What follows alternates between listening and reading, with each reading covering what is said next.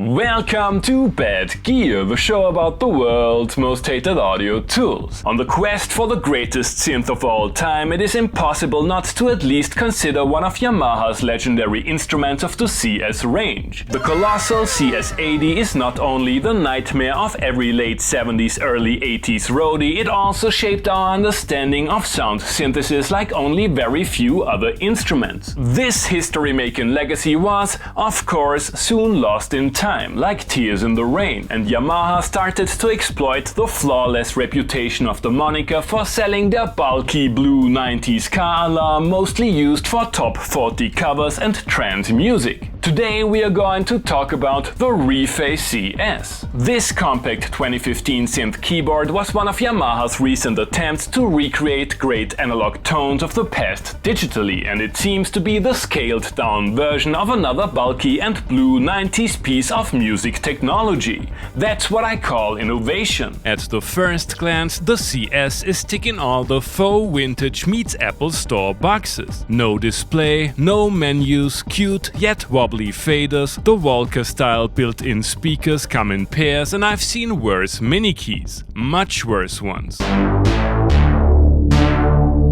Speaking of keys, the synthesizer received a lot of criticism for not responding to velocity, not even via MIDI. At least this one does. The effect is subtle with a volume difference of roughly 4 dB between velocity 1 and 127, which is better than nothing but certainly not authentic. A minimalist set of controls lets you access the surprisingly powerful oscillator section with noisy FM, ring modulation based on 2-stepped oscillators,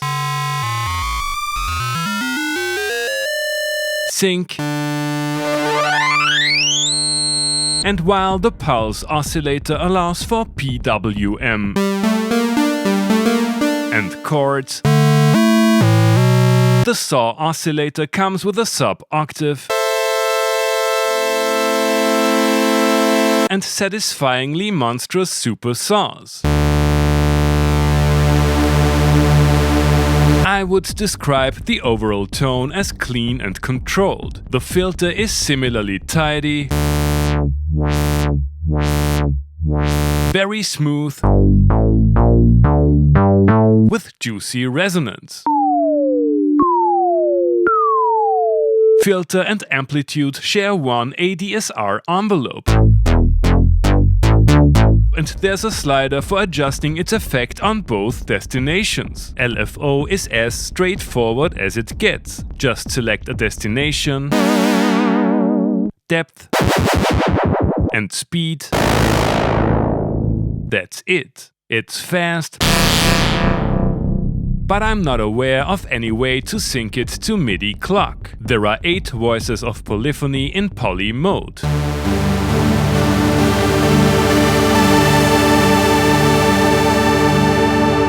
Less than the aforementioned 1998 AN1X, and mono mode can be set to 5 portamento speeds.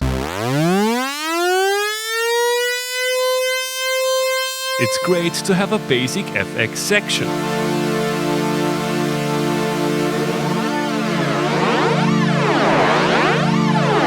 With a syncable delay.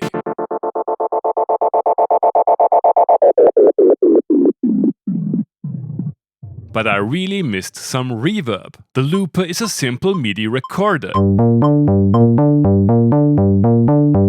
Some of you might have already put 2 and 2 together, but no, there is no way to store and recall patches, at least not without using a librarian. Totally not my thing, but SynthMondo worked reliably in Chrome. Pitchbend has a 70s hi-fi stereo set vibe to it.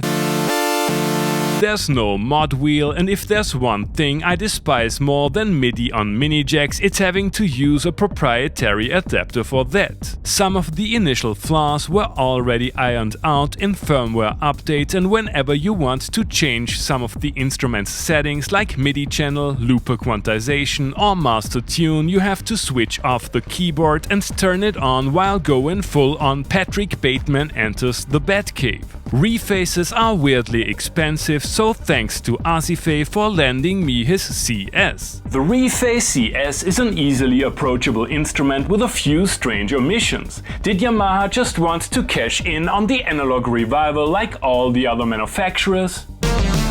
You have already heard the synth in today's intro tune. There are certainly beefier options for that. Let's start this off with a little sawtooth wave meditation.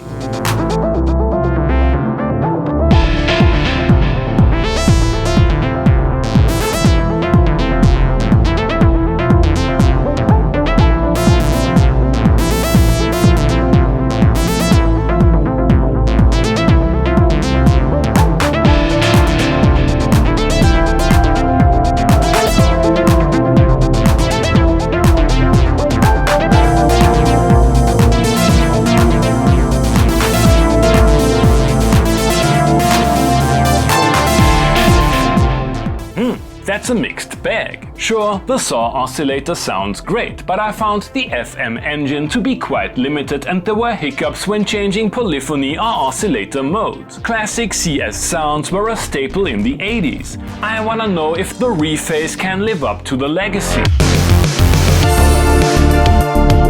I like writing in B.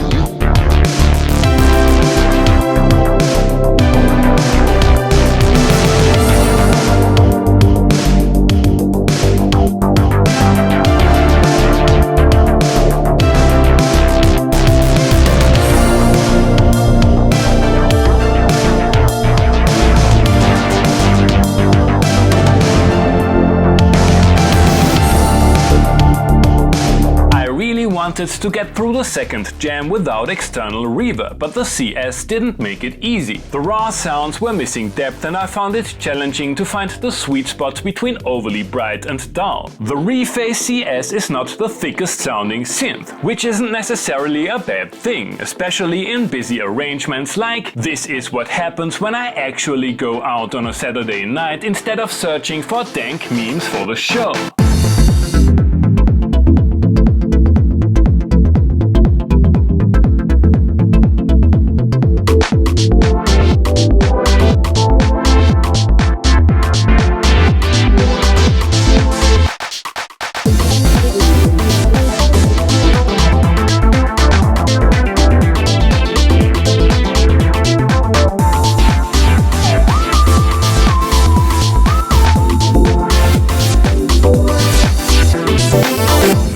There are two kinds of synth lovers, the ones who can actually play them and people like me who use all kinds of gimmicks and gadgets to get around the fact that they can't. The Reface CS isn't ideal for either. Knob twiddlers will have a hard time enjoying the basic and vanilla sounding engine, while the lack of proper velocity, aftertouch and a mod wheel is a certain deal breaker for most keyboardists. Adding insult to injury, the absence of patch memory limits its use as an instrument for live performances, and it's easy to find a more power and soulful alternative in that price range. I find it fascinating that the ongoing analog style synth revival made it possible to sell seriously limited instruments like the CS for big bucks. It's terrifying to think about what the Rompler revival might bring. Thanks for watching and see you next time! Hey guys, I hope you enjoyed the episode. Feel free to like, subscribe, become a patron and leave a comment what other kind of gear you would like to see and hear on the show.